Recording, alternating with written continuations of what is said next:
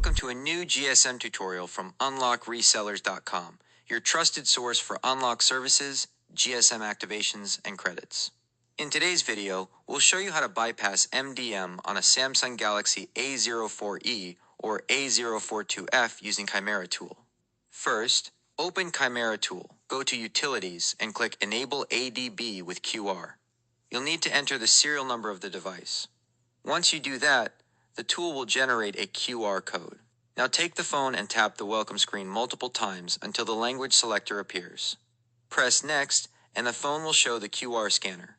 Use the phone to scan the QR code from your computer screen. After scanning, connect the device to Wi-Fi and follow the instructions on the screen. Tap Set Up Workspace, then allow MDM Guard and any other requested permissions by pressing Next. Next, unplug and replug the USB cable. When the USB debugging pop-up shows up on the phone, select Always Allow, then tap Allow.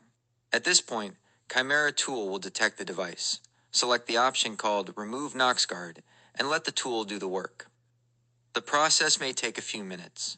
In some cases, it can take up to 10 minutes, so just be patient and don't disconnect anything.